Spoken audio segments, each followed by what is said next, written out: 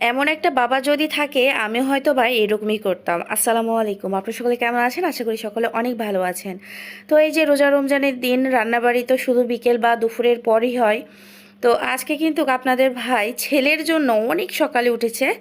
উঠার পর সে হচ্ছে রান্না করতেছে খিচুড়ি ছেলের জন্য স্পেশালিটিভাবে। তো আমরা তো কেউই হচ্ছে খাবো না, তো একটু ধরে রান্না করা হয়েছে যাতে করে যেন সে ইফতারের পর আমরাও খেতে পারি। তো সে হচ্ছে অনেক সকালে উঠছে, প্রায় 7টা বাজে, মানে ভোররাত্রে খেয়ে একটু ঘুমানোর পরই ছেলের সঙ্গে উঠে গিয়েছে। তারপরে নিজে নিজে কেটে বেছে রান্নার জন্য মানে রান্না করে ফেলেছে, তারপরে ছেলেকে নিজে হাতে খাইয়েছে। তাহলে কি আর মায়ের দরকার আছে? কোনো দরকার নেই। তো এখন হচ্ছে আমি ওদিকে তো ওরা বাবা ছেলে খিচুড়ি খাওয়াচ্ছে বা খাচ্ছে, মানে খাওয়াচ্ছে ছেলেকে, আর ও হচ্ছে খাওয়াই দিচ্ছে। আর এখন হচ্ছে আমি ওই যে রান্নার জন্য চলে এসেছি, কারণ রোজা রমজানের দিন দুপুরের পরে মানে প্রায় 3টার পরে আর গ্যাসই থাকে না, খুবই কম। তো ভাবলাম যে শুক্রবারের দিন আপনাদের ভাই যেহেতু বাসায় আছে, তো রান্নাটা আমি হচ্ছে 10টার দিকে করে ফেলে দিয়েছি, মানে 10টার দিকে আর কি শুরু করেছি। আলহামদুলিল্লাহ প্রায় 12:30টার দিকে হয়ে গিয়েছে। তারপরে বাদবাকি কাজ সেরে গোসল করে নামাজ পড়ে একটু রেস্ট করার পর তারপরে ইফতারি বানানোর পর কিন্তু আমরা হচ্ছে বেশ মানে আরাম করতে পেরেছি ইফতারি করে।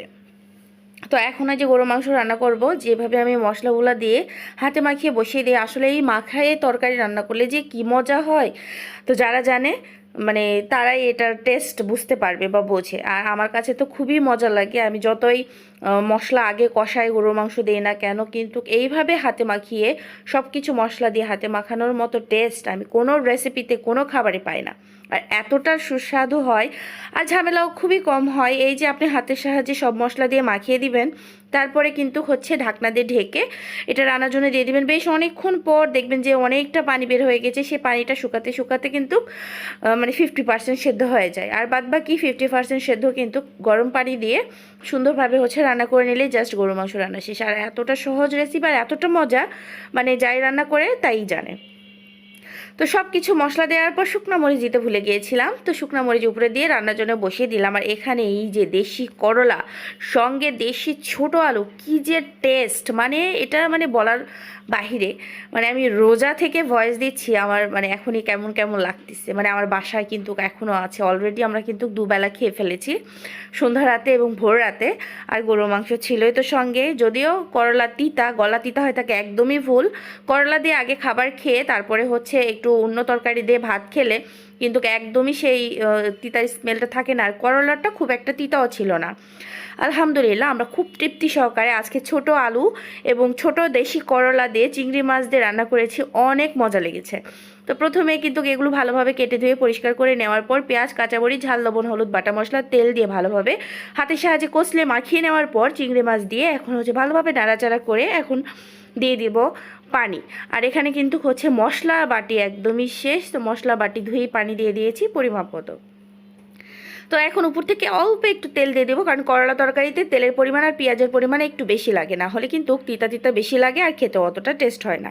তো ওইটাও রান্নার জন্য বসিয়ে দিয়েছি, 2 চুলায় গরুর মাংস আর 1 চুলায় হচ্ছে 2 দিকে 2টা রান্না বসিয়ে দিয়েছি, চচ্চড়ি আর গরুর মাংস। আর এদিকে কিন্তু আপনাদের ভাই একটু নরম নরম করে সেমাই খাবে, তো তার জন্য সেমাইয়ের দুধটা রেডি করলাম। তো এখানে তেজপাতা, দারুচিনি, হলো চিনি, দুধ ভালোভাবে মিশিয়ে এটা রেডি করে রেখে দিয়েছি, সাদা এলাচও দিয়েছি। তো এখন ঢাকনা দিয়ে ঢেকে তারপর একটু উল্টে পাল্টে একটু পর পর কিন্তু চেক করে নিচ্ছি তরকারিটা। গরু মাংস নাড়া দিয়ে নিয়েছি, তারপরে এই যে চচ্চড়ি পানিটা একদম শুকিয়ে এসেছে, এটাও কিন্তু আমি তেল গড়া করে রান্না করব, মানে হালকা নরম থাকবে কিন্তু 1 কুটি পানি থাকবে না, যেহেতু পেঁয়াজ বেশি দিয়েছি, কিন্তু নরম নরমই থাকবে, একদম শুকনাও থাকবে না।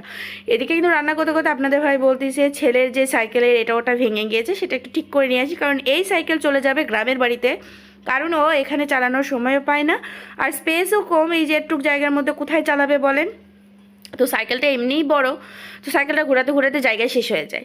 তো এই জন্য ভাবলাম যে এবারে আমরা দেশে নিয়ে যাব, দেশে নিয়ে গেলে তাও ছুটি কাটাতে পারে এবং হচ্ছে তখন কিন্তু অনেক খেলাধুলার মধ্যে থাকে, সেই সময় নিয়ে গেলে কিন্তু সে সাইকেলটা চালাতে শিখে যাবে আর কি।